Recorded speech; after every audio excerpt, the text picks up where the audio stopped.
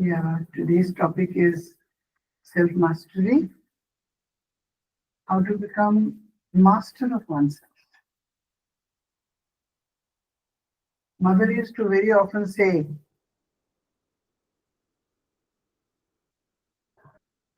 that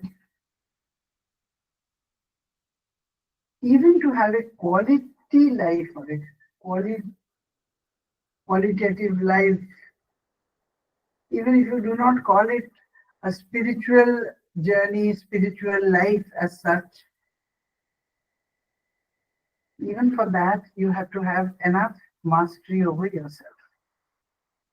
So long as we do not know how to control our desires, how to control our greed, how to be able to handle ourselves in times of difficulty, and how to recognize the play of the ego misguiding us all the time in our daily lives, we cannot become master of ourselves.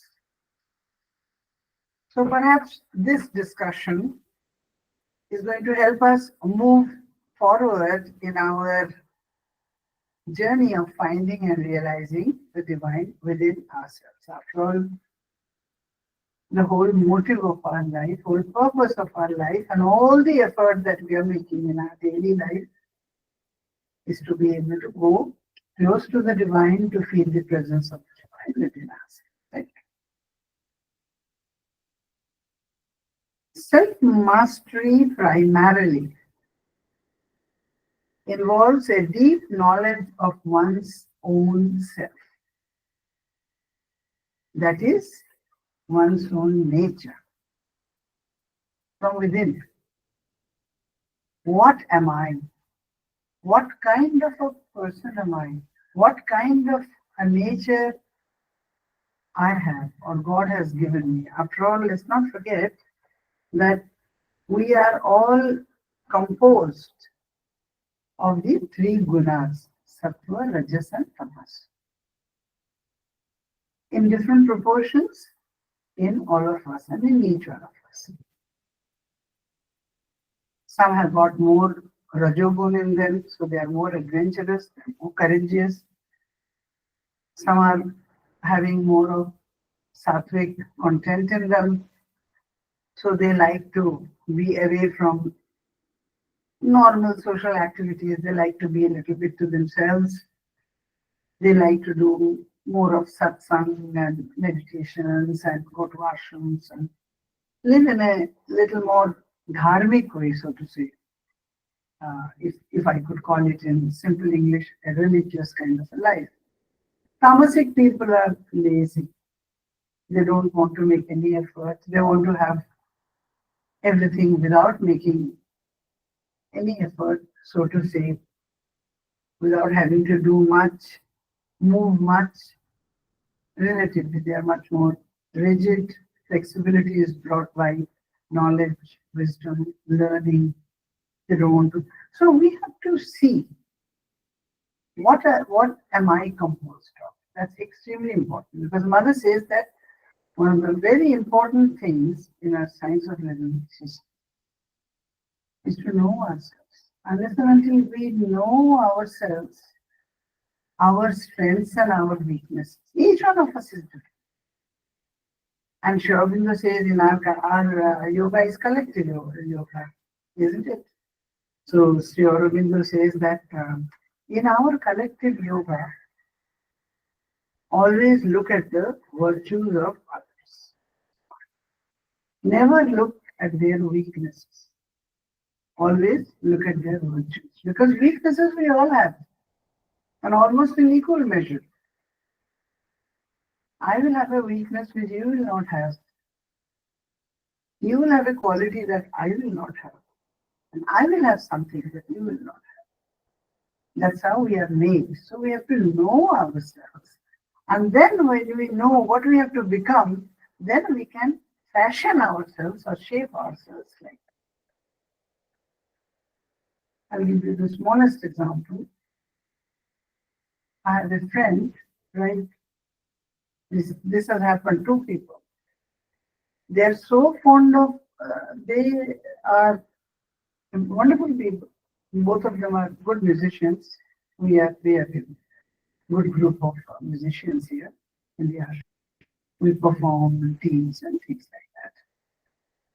So, but both of them are suffering from sugar, problem of sugar. I'm also suffering. Suffering means it's my old age sugar. Some people get it at their old age. But it's on the kind of, what do you say to that? Borderline. But I'm taking one, told to take one pill. I take. But then I'm careful. But they are younger, much younger. And unfortunately, they have less control. And just last week, the sugar has shot terribly. And the doctor has, for the moment, told them, almost with a very strong medicine, almost to halt their programs. And this is happening in the last 2 years, a couple of times. Every time they take medicines, they become okay. And then after that, they are not able to, restrained. They are not able to control their greed. So we have to know. Now, look at me. You might say, well, it's okay. You are quite old. You are, say, 80 years old. So you have lived your life. No, it's not that. I have always been very lazy in doing exercises. Mother says it's absolutely essential. I've kept myself okay. That's a different thing. When needed, then I do. But that regular exercise, physical education, which is a part of our sadhana, because our yoga is the yoga of physical transformation. So the body has to be taken equally into consideration as our mind and life. But I have never been able to train myself to do things on a regular basis. Now, you see, so tamasic I am when it comes to physical. You tell me to write an essay and give you in 2 days, I will sit till midnight and give it to you. So I know my weakness. I mean, like this, all of us, we have got our areas where we need to mold ourselves. We need to be conscious of ourselves. There are so many, in terms of thinking, in terms of our mind. Mother says, now what kind of thoughts? So there are some people, I'm having a program right tomorrow in the evening. And there is one girl who sings very well, but she's so nervous. So nervous. I've been teaching her to be positive. You're singing well. Nervousness gives her fright and it spoils her singing. Just because she's nervous. Otherwise, she's so good. So we have to be positive. We do not have to have fear. We have to get rid of fear. We have to have trust in the divine. I mean, there are things which we can do very easily. And there are things we have to make an effort to learn. That's how we get to know about ourselves. So, Mother says that what we are composed of, how we are as we are, why we are as we are. Now, it's extremely important because may not be for absolutely ordinary people who do not worry about anything. They eat and sleep and do their work, have a very beautiful social relationship, and do their regular duties properly, fine, absolutely. This is called living on the horizontal level. But if you want to ascend in consciousness, if you want to do yoga, then if we want to go beyond the ordinary way of living, which normally we see around us, and we ourselves also, and many times, we become a victim of that. In spite of being or trying to be very conscious, we do this because of our attachment, because of mostly because of our attachment, love and attachment, so to say, because of our other limitations and weaknesses. And then we realize when we concentrate, no, this is not right. So then we have to. So when we think of going beyond this ordinary, self-mastery comes only then. Otherwise, self-mastery is not needed. And practically speaking, self-mastery is what chosen people, right? For a life of a different kind. So this is a shifted paradigm, right? Because otherwise our daily life or daily existence is a very confused living. We have no control over our thinking, our thoughts. We have no control over our emotions. You sit down to meditate, you see, within 3 minutes or 5 minutes, you have decided that you are going to meditate and think of the Lord, think of your Ishtadevata, or whatever. You have your own, everyone has their own basics, right?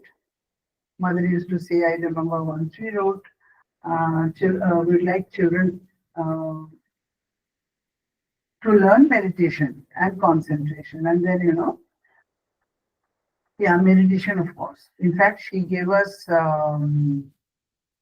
once when we wrote about that, when Aurobindo was just being made. I'm talking about 1972. And then she said, yeah, you do meditation. We liked a place, very much under a very big tree. And we wrote, and then she said that, yeah, you meditate, fine, but concentrate here, not here, here in the heart region. So far as the children were concerned, how we started teaching them concentration? By sitting round, in a round, sitting, in a circle and putting a candle in the middle and concentrate on that and try to remember why you are concentrating for, what you have thought that you want to think about. And don't go much, don't make the radius too, far away. And then after that, if possible, write your experience in 10 lines or so after you come out of this. They're very nice experiences these to write, So why is it that we are not able to focus our mind? Because we are not trained to focus our mind. Of course, we are in education, we are trying this, trying that a lot. But practically speaking, our education has gone a little too far away from the true education and what we have been following since last, couple of 100 years is a very wrong movement in education. Now NEP has come, so there are some things happening in the right direction, and hopefully we will reach somewhere in the next 10 years, perhaps. So actually what Mother says that to be master of yourself, to be able to handle yourself in times of intense difficulty or trouble or whatever kind of struggle that comes to you is practically yoga sadhana. Self-mastery in intense manner, one can be self-master only if one can purify oneself. Because we can be master of ourselves only when we practically realize our innermost being, which is the soul, the psychic being. Because unless and until we are able to go within ourselves, you see, now let me remember last time, I don't know if we spoke about ordinary life and spiritual life, the difference between the two, So there is an outer life and there is an inner life, right? So when we talk about self-mastery, At that time, we are only talking about the inner, basically. Because all the things, all the works that have to be done are in the area of the inner. Outer life, we are not doing our duties. We are taking care of our children, grandchildren, their future, this, that. We are doing some good works in the society, in the community, fine, everything. But that is the outer life, outer dimension. But self-mastery is for myself. And there the workout starts from within. So Mother says you have to perfect the instrument. And what is this instrument? This instrument is myself. What I am, that is all. And Aurobindo, in short, if we can say, you are all into it, and you all know aspiration, rejection, and surrender. These are the three main principles of our outlining, of our yoga, right? So, without an inner aspiration, a truly intense aspiration to live a spiritual life or to live a life with a proper aim or mission or goal, this journey, inner journey, this spiritual journey does not start, right? And that happens many times, as the Mother says, when you start feeling uneasy, uncomfortable with the outer life, with the ordinary. When you start asking questions, what is the deeper meaning of my existence? Or for that matter, who am I? Where do I go after my death? We all enjoy this earth for 60 years, 70 years, 80 years, 90 years. After that, we go, where do we go to? Then why do we come? They say there is rebirth. And why do we come again? For what? To realize what? So, Mother says that when these questions come into you, it is only then you start aspiring for a different kind of life, right? Because spiritual life is something nobody is telling us to do meditation, to do this good, to do this punya. No, no one is worried. Why should anyone direct or guide my life? It's I that I am. So it's a very much of a self-decided mission or a goal that I want for myself. I want to know the truth. I find outer life is something very shallow. It has nothing it's shallow. It doesn't have a depth of a kind that I am searching for. When that thing, that curiosity to know more comes, it's only then it starts.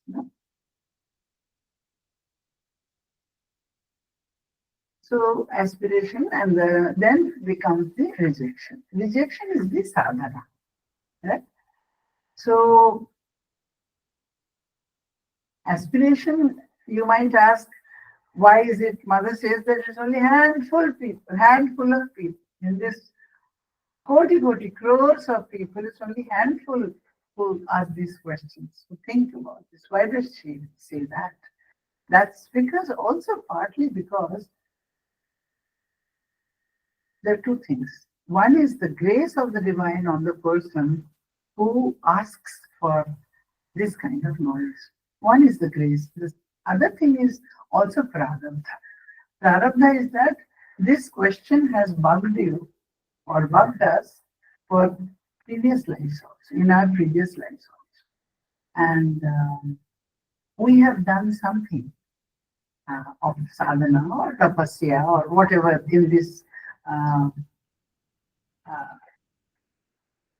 method of living is in this style of living, which is little different from the normal, right? We have done. So what we get in the next life is the essence of what we have done in our previous life towards Aurobindo calls it a Godward endeavor. Towards these two words are his, Godward and in your life, whatever you have done to be able to go closer to the divine, to be able to find the divine, to be able to feel the presence of the divine, to be able to see the glimpse of the divine through meditation, whatever. So it is those moments, those essence of those efforts are packed as if in a packet and put in us when we are going for the next leg. That's called prarabdha, right? So tradition requires a constant grace of the divine, along with an unwavering inner push from the person who wants to meet the divine. Rejection, the other word of rejection is purification. In traditional yogas, we used to call it purification, shuddhikara.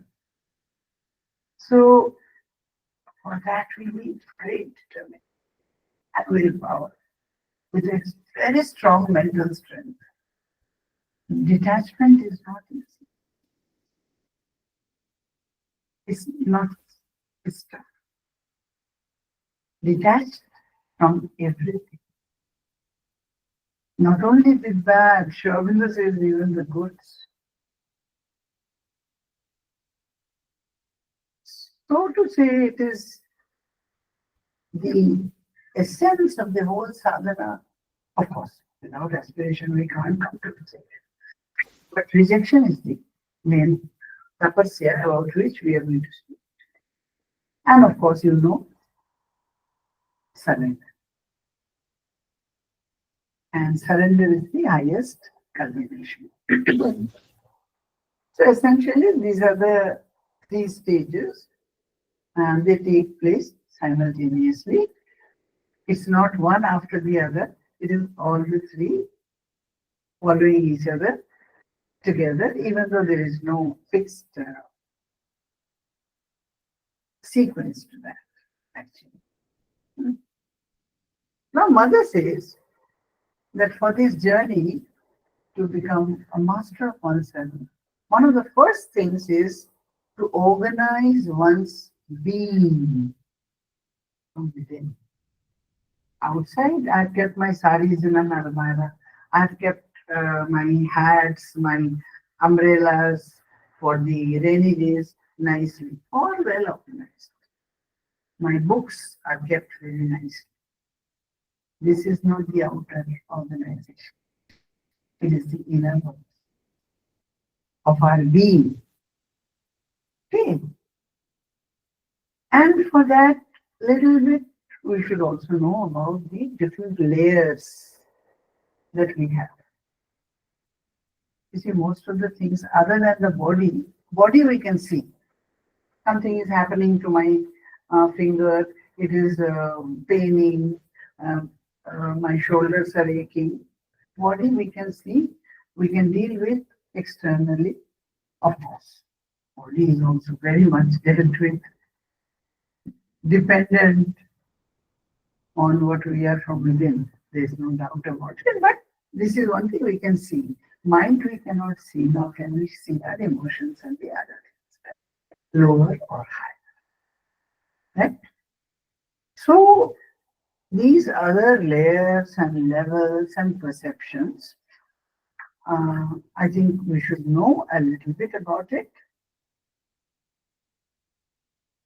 which is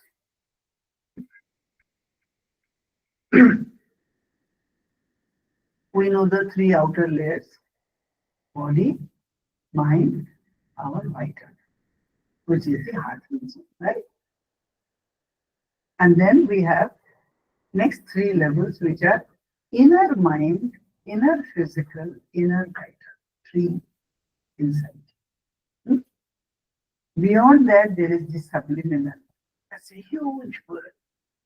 Huge, huge word. A world of very high consciousness. Okay. Behind that, we have the Purushas, the three Purushas. Annamaya Purusha, Manomaya Purusha, Pranamaya Purusha. Right? So, 3 inner mind, vital body, 1 subliminal, 3 Purushas, so 7. The mother talks about doors, no? So there are 7 doors, and then is the psychic being. So psychic being is the innermost entity within us who resides, who lives, who inhabits beyond the 7 doors within us. So if we have to meet the psychic being, then we have to open all these doors and be able to. And we can go inside, we can proceed going inside when we start cleansing ourselves or purifying. Now that is the process I'll talk about. But let me say before that, you all know, maybe I'm reiterating it because it's good to reiterate certain things. There's nothing wrong with it. There are other levels beyond mind. Just now, Alok was speaking about also. So we have the higher mind, illumined mind, intuitive mind, revelatory mind. You know, there are these levels, and then we have the overmind, which was brought by Lord Krishna. And over the overmind is the, which is actually the bridge between the lower universe or the lower hemisphere and the higher hemisphere. And what is the higher hemisphere? We do the prayer, na? Anandamayi Chaitanyamayi Satyam. Ananda Loka, Chaitanya Loka or Chit Ghana Loka, Sat Ghana Loka. These are the higher hemisphere worlds. And then there is Tat and Sat. Satchidananda. Tat is the unmanifest. Sat is the manifestation starting. First, these upper hemisphere worlds are created, and then comes the supermind as the bridge, the golden bridge. Mother talks of now in Savitri flat. And then we have the lower hemisphere. So this is the, in general, the, and below us we have got 2 major words. One is the subconscious, one is the inconscious. Avachetana, Nishchetana. And then we have the circumconscious. We have superconscious, inconscious, circumconscious, so many layers, atmospheric field. So Mother says that there are so many forces working, so many things happening we have absolutely no knowledge of. We do not perceive. We can perceive all these things only through yoga, yoga sadhana. Otherwise, we cannot perceive. When she talks about, sometimes one feels a little ashamed, you know, being educated and living life for so many decades still, when she says that I want to get into people and I don't get even a little opening like an alpin. You know, alpin? Needle. Very thin oozy marikudo. So that's what, you know. So self-mastery, she says, requires self-control. Tremendous self. And at least, she says, a limited degree of self-knowledge. So we have to first understand what kind of a person we are. Then only our strength and then only we can transform our nature in the right direction. Not that. It's not. And the other thing that she talks about, I will not talk much about that, but I will talk about what we are supposed to do more. She says we have to move. We have to understand our consciousness, and we have to learn to mobilize our consciousness to different parts within us.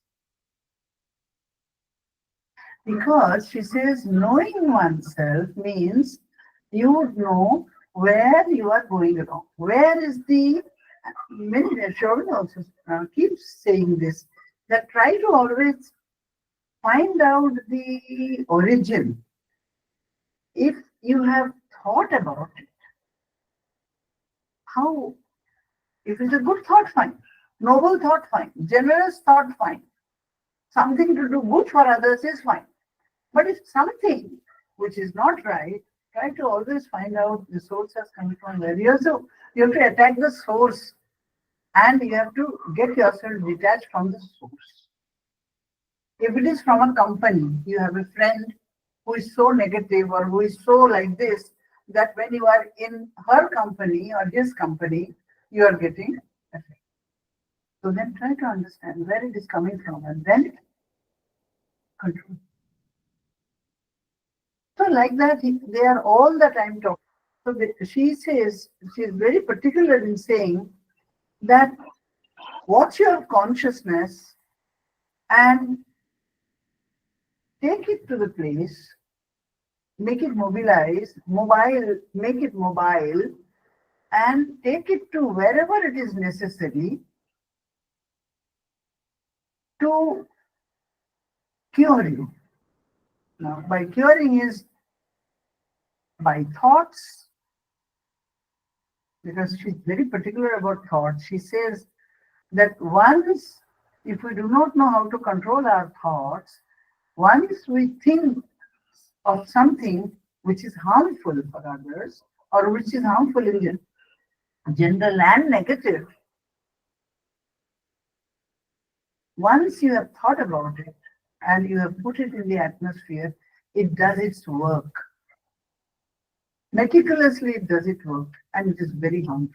So never, and say for example, in Aurobindo, for Aurobindo, she said goodwill for all, goodwill from all is the basis of Aurobindo.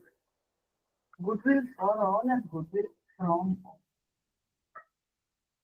I'll tell you my own example when I was much younger. When things used to happen, and if I used to feel that somebody, I'm not getting along at all well, and we are having arguments and this and that, I would never have a goodwill feeling for that person. Never. But then, when we start becoming conscious,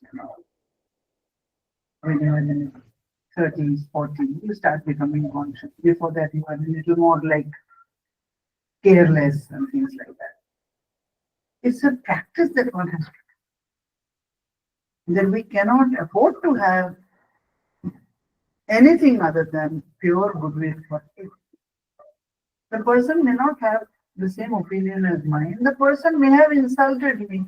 The person may have whatever the person has done. That's his problem, Mother is. It's not your problem. Your problem is your reaction against it. So control your reaction. Don't react. Have goodwill and have a prayer. He will understand one day. When he does his sadhana, you are doing your sadhana. If you have once started on the path of sadhana, then it is your duty to look into yourself, not anyone else. So these movement of awarenesses, she says, they are all carried out by consciousness. It is the consciousness that she says observes. It is the consciousness that explores. And it is the consciousness that directs your life. You have to make that consciousness so powerful that I and my thoughts in the mind, so much of determination and willpower. I will not have any corrupted thought. I'll not let it enter. And that's a big, how do you say that? Training to ourselves. How to. And Mother says that not only you're knowing, but doing, but there are some things that we can, little bit, if we can. She says it's very helpful. She used to say, if you can sit down for a half an hour also, imagine, half an hour also. Not meditate. She doesn't use the word meditate or this, but be silent, be quiet. Slowly you will see, there is thinking. I'm thinking, it is a perception. I'm thinking of something. I'm thinking of someone. I'm thinking the thought itself, Then she says you can see that perception is something, and then seeing is something.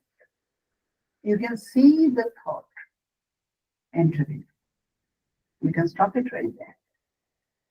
But that's an exercise by itself,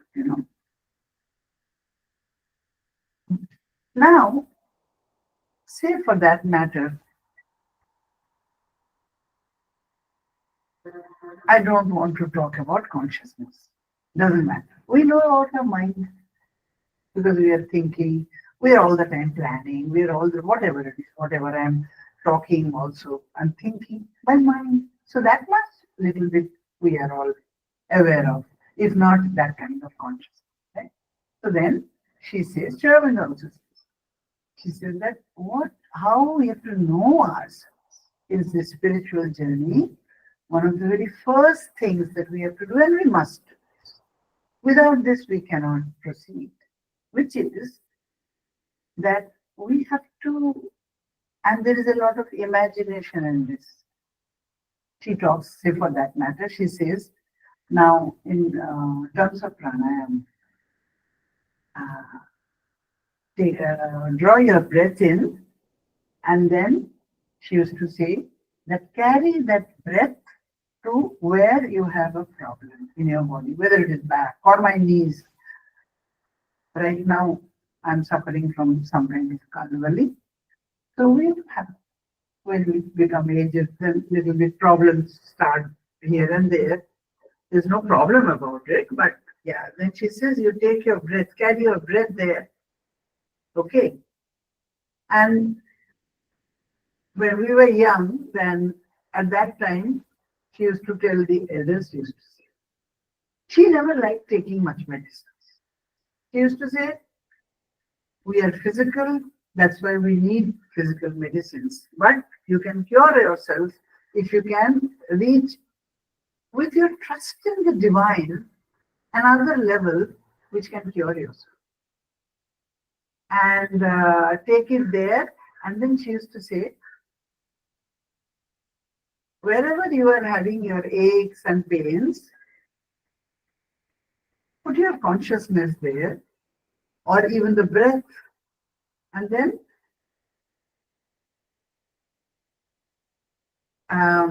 imagine my light curing you over there.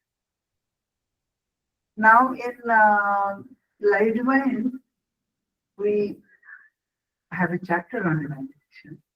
I mean, so much he has, Aurobindo has spoken. And these are two exercises. One is imagination and one is visualization.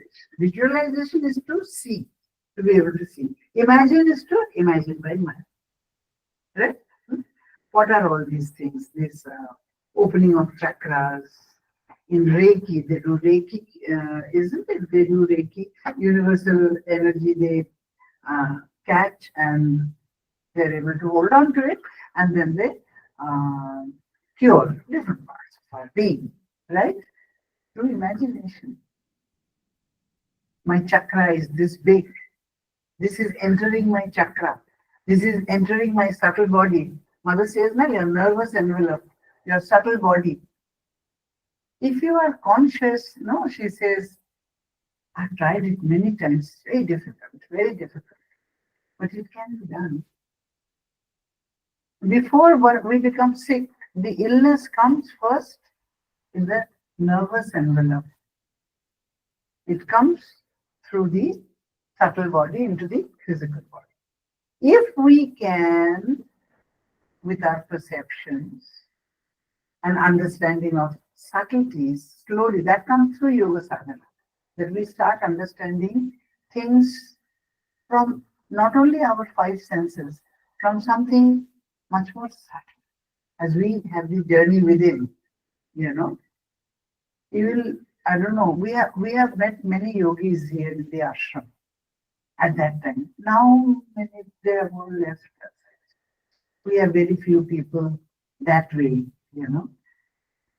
And so we have seen many things, and we have been with such wonderful spiritual personalities that they could sense things, you know, through their tapasya, through their yoga sadhana or something. What is going to happen? Don't do this. Don't go there. Or things, many things, you know. So, what was I talking about? Our mother used to say, think of my light, imagine my light coming and curing you. This I have done many times, and it has been, I can tell you a first-hand experience that this is very much doable and tremendous, wonderful result one gets out, you know, this one. You know. So, she says that you have to go out of yourself in imagination. Okay, so you are looking at yourself from outside. From outside, I am looking at myself. Then she says, you can, if you do a regular training, regular practice, these are all the things that I'm talking about, self-control, needs a regular training. A regular, mother says, without regularity, you cannot achieve anything. So we have to imagine that I'm looking at myself objectively from outside. And then she says that you can see all these things, the lower vital things, you know, anger, jealousy, maya, attachment, maya, moha, everything, you know, all the things of the lower world, we are not made with them. We are not composed with them. They come from outside. And they become, unfortunately, our masters. Our being God makes us absolutely pure and nice. But unfortunately, we let them in because we have all these doors which are looking outside and we don't plug them properly. That is one of the reasons all these, they get into us. Through many ways. Many, not only through our thoughts and this. We are a collective entity, isn't it? And all kinds of forces, as Mother talks, you know, are around us. You know the story of that nun. This is a true story. She had been in the nunnery for all her life. And how she goes and she starts dancing in a disco. And she says, I don't know. So it is because of the forces in the disco, you know, that took control of her, and she started dancing like everything. She lost all her controls completely. And this is exactly what happens to all of us. Because when we are, self-mastery is, Mother has said, self-control and self-knowledge. Unless and until we have enough of self-control and self-knowledge, we float, we get influenced. Very easy to get influenced. You see? So that is why she says it's a regular practice that we have to do. When we, regarding in this, while talking about self-mastery, she talks about concentration. She says you have to learn to concentrate. More than meditation, she gives almost more than meditation, she gives importance to concentration. She says, if children could be taught how to concentrate, then we lose half our time in our life because we do not know how to concentrate. She says it's such a waste of time, you see. So she talks a lot about concentration. Maybe some other time we can talk. And another thing she talks about in terms of this looking at us from outside. Let me finish first that one. Looking at us from outside.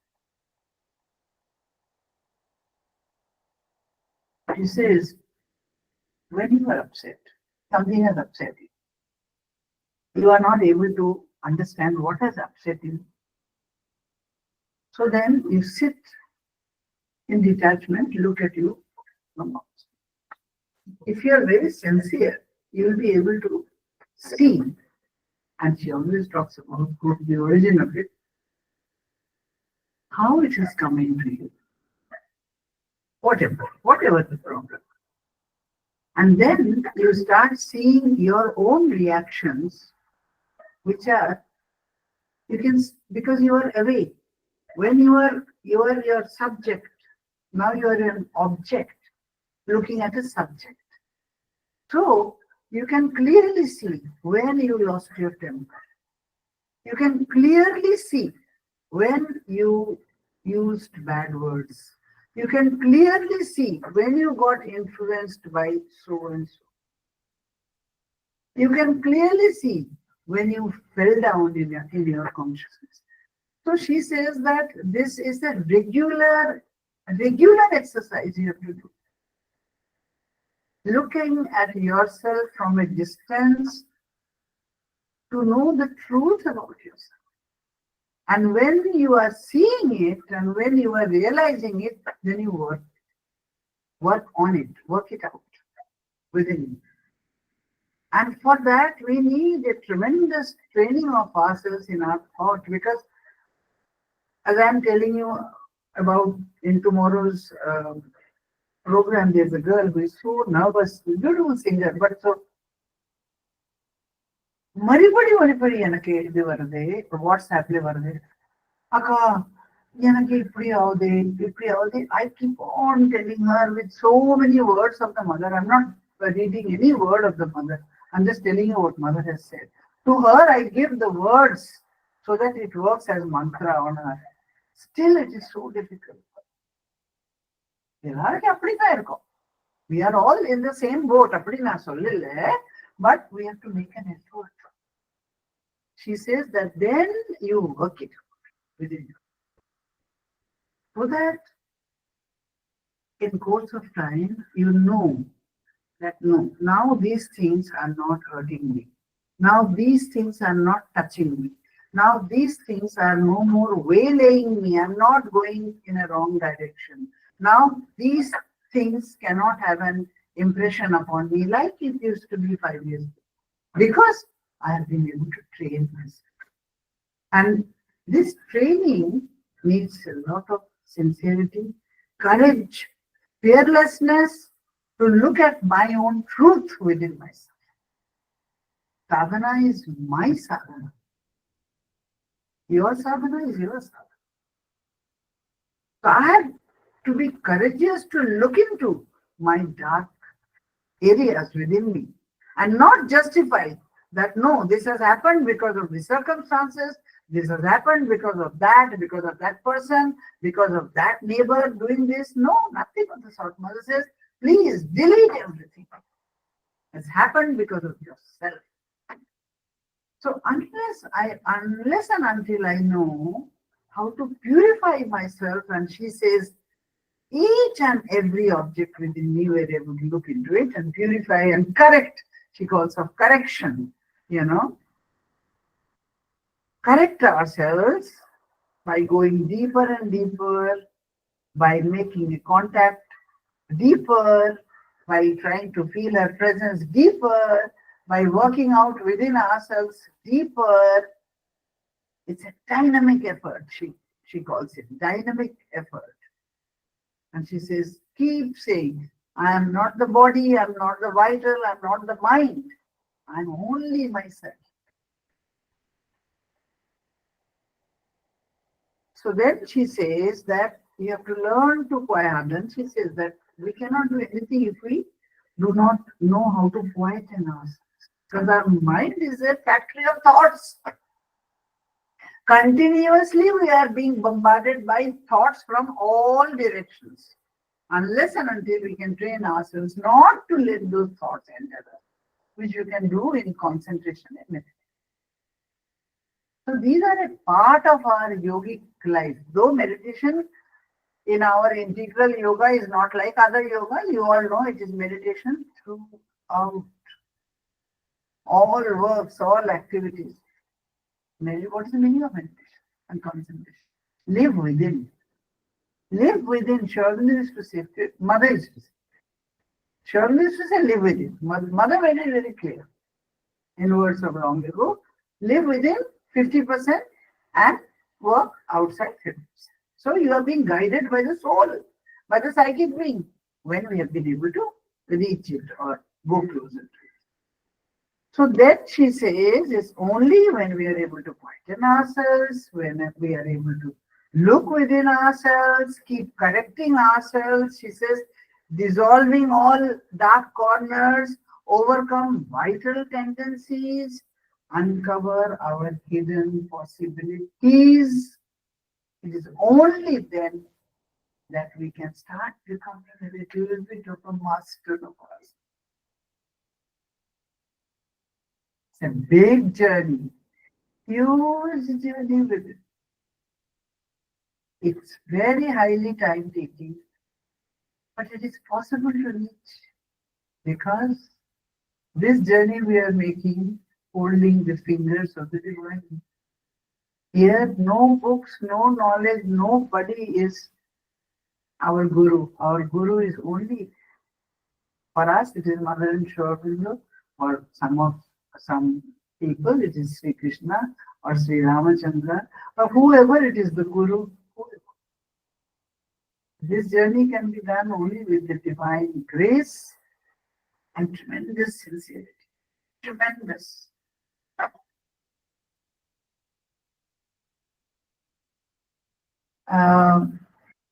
Then she says that all these low tendencies which come within us and they stay within us because we let them stay. And when you start becoming conscious, then they say, what's happening? I was thinking this is my house, but it looks like she doesn't care for me anymore these days. So finally, they leave us. When you are continuously training yourself to give the light and knowledge of the divine, then they cannot stay in light. They'll have to stay in darkness. So long as we are ignorant, they are nicely with us. But as we start becoming more conscious and more enlightened, and we understand the grace of the divine, we live in the embrace of the divine grace. Slowly they find there are less and less dark corners, so we have no more space to live.